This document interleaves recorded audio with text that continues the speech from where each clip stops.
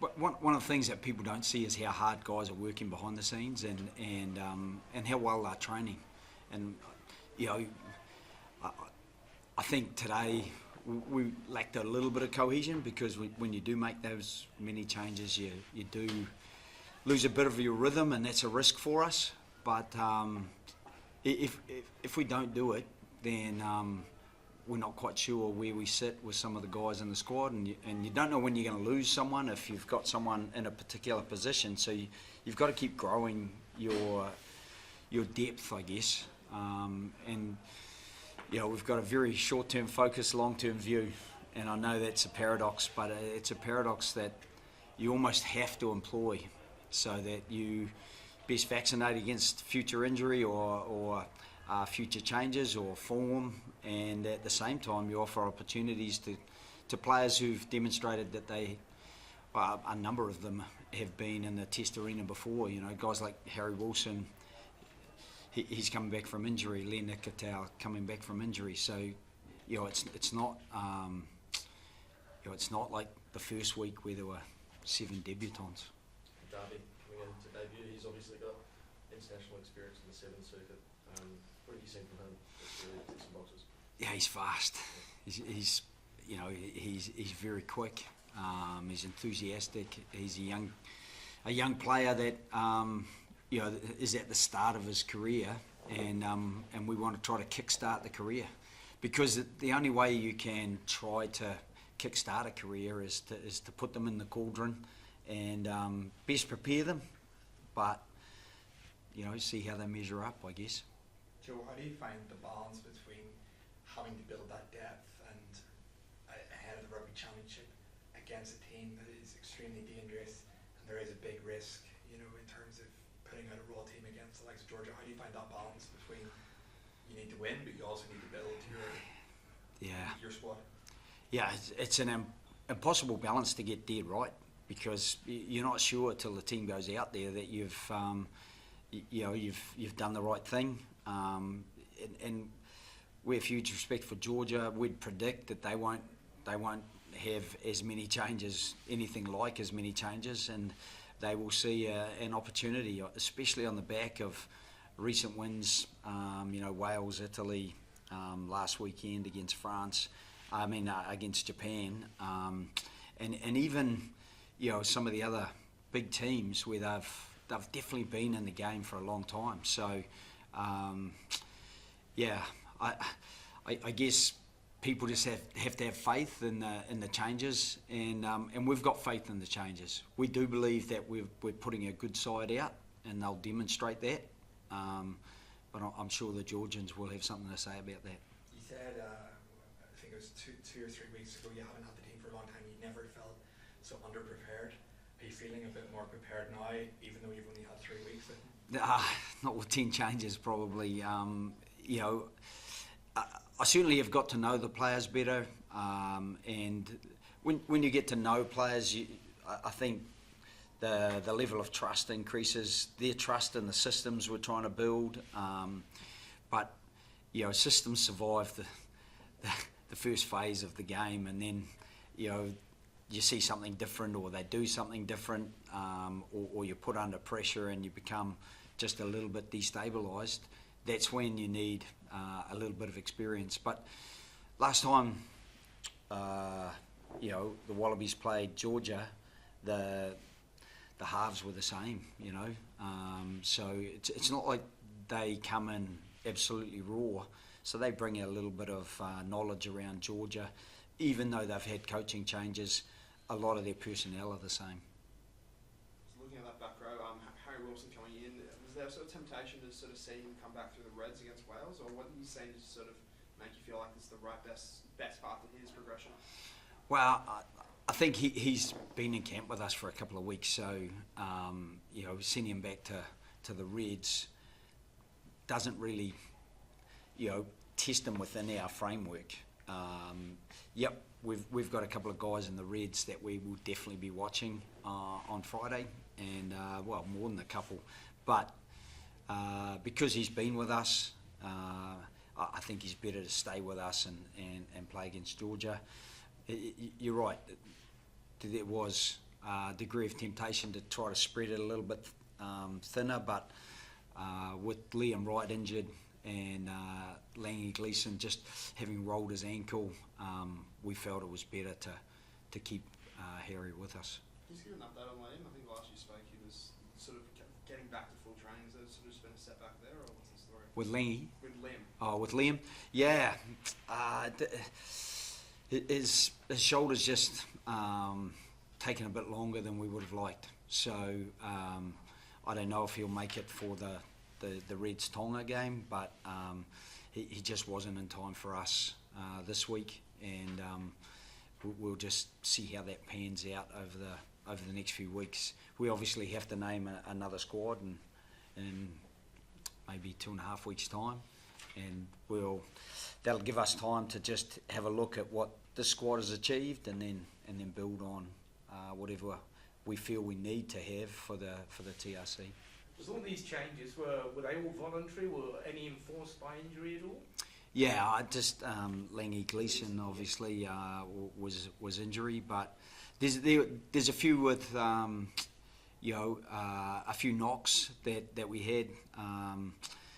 Andrew Callaway took a bang in the game, and there were a couple of others. And because they're not 100% at the start of the week, we just thought it's better to forge ahead and be decisive, make some changes. And Cal's trained really well today, so keeping him in the frame, I think he's playing really well for us. So and he's got experience. He brings good voice on the edges or at the back, and is good kind of cover for that whole back three. So yeah, there was a few guys like that. And there's some guys who've got some real mileage. Jake Gordon played a lot of Super Rugby.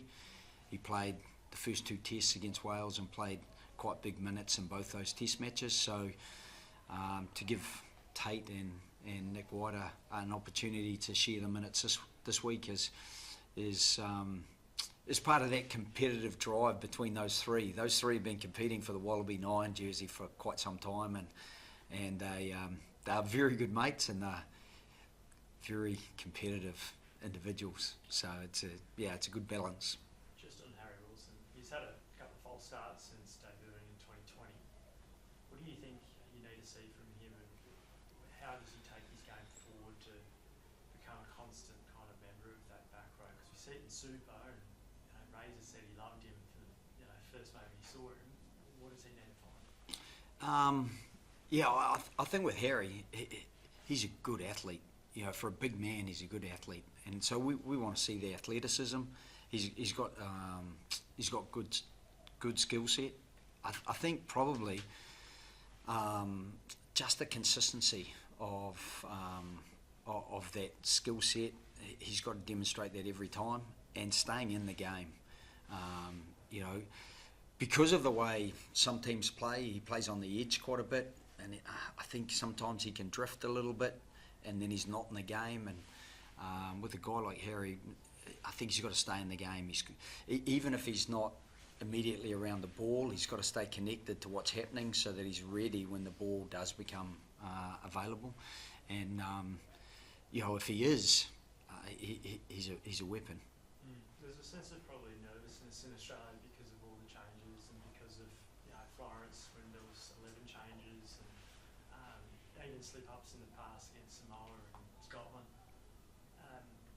Do you think the team shares that little bit of unknown around it, and kind of from an outside voice and coming just in, do you feel any of that or not? Not really. I mean, I think I said last week, I'm always worried. So I don't think that changes for me at all. I'm nervous about how things will pan out and how the game will pan out. But we've got a lot of combinations in there. So you've got Billy Pollard having his first start, but Alan Alatoa is right alongside him. Coming off the bench, you've got a Reds front row, so that they know each other. So we've kind of tried to keep a balance of players who are comfortable playing alongside each other, and I think Mike Cron's doing a really good job building our scrum, and that's not a sudden thing. That's a longer term thing, but it's going well so far, and I think our line out aerially has been really good. I think we've had really good defensive pressure, and in the second half against Wales, I think that was a pivotal part of the game that we stole a few of their line outs. So building that pack, and then in the back line, there's actually a lot of guys who've played together. Hunter and Lenny Ikitau, they've played together quite a lot, and Lenny is a relatively experienced Wallaby. On the edges, Filippo he's been outstanding for us anyway. Tom Wright, he's been fullback the whole time, and I thought Ben Donaldson finished the game well last week. So Tate, he's captained the Wallabies. So yeah, I'm nervous, but I don't think there's a real nervousness in the team. I think there's a real, I detect there's an excitement.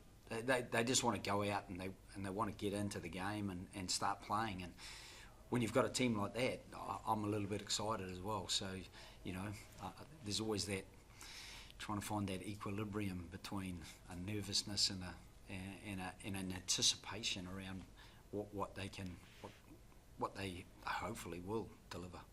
Last couple of things. Are you attuned to the fact that the mood of rugby, or the perception of rugby in this country is tied to the Wallabies and whether they rise or fall? You know what I mean? So there's an expectation you win this game. Yep. God forbid something else happens, but that the game itself is tied to your fortunes. Well, I think every national team is very conscious of that, and it was the same in Ireland. And when the game took off in Ireland, it was a lot on the back of a couple of the big provinces, but a lot on the back of the team getting to number one in the world and knocking over a number of the big nations. Certainly with the All Blacks, boy, you feel some pressure there because the game is tied to the All Blacks. There's such a deep-rooted history of achievement there that it's a massive responsibility. But the players, having been in that environment, the players see it as an opportunity, and they're hungry to build upon the identity that they have and the history that they've built. So I'm hoping that this Wallabies squad, and we've always been really appreciative of the squad. I remember after the first Wales test, Liam saying, I thought it was a great team effort, but it was a great squad effort to prepare the team, and at some stage you've got to recognise that and offer some opportunity. So, yeah, I just hope that people keep their confidence, and the support makes a difference. It definitely adds a little bit of a positive edge to a player, when they run out and the crowd is there and they see lots of yellow and they feel the support of the crowd. I think it just helps lift their performance, and so if we could get an upward cycle there, it would be really positive, and we know that's the responsibility for that falls on us. We've got to deliver a decent performance. How much time and effort have you put in this week into kind of more effectively counting the driving maws of opposing teams there? Yeah, me personally, not a huge amount. I wouldn't have much impact in a driving maul, but I know that Jeff Parling has worked really hard on it, and some of that, I think the way we structure it, I watch them present and organise the players. I think we've got a really clear plan. I think our execution of the plan hasn't been as good as it needed to be. So, it's a really good work on for us, and we need to be better there, without a doubt. Joe, just really quickly, Alex Hodgman's bit of history, only the fourth player to ever come from the All Blacks to play for the Wallabies as well. I know you're kind of doing it from a coaching No. perspective, but what about Alex? Pretty cool. Yeah, it will be if he gets off the bench and gets on there. I know it means something to Alex himself. He's driven to achieve, and he's not a young prop. He's experienced. He's played at the level, obviously, in a Test match for the All Blacks, and he had a little bit of an up and down season with the Reds with injury, but when he was available, I thought he did a good job. And he's very keen to grab the opportunity with both hands. He knows there's a few other guys coming back from injury, and that it's hopefully a competitive position for us once we're selecting the TRC squad. So I'm delighted for him. And at the same time, James Slipper, he got a whack on the shoulder and probably could have played, but certainly if it was a final or something. But as I said, we wanted to show faith in the squad, and Alex is pretty excited about the faith we've shown and the opportunity he's got.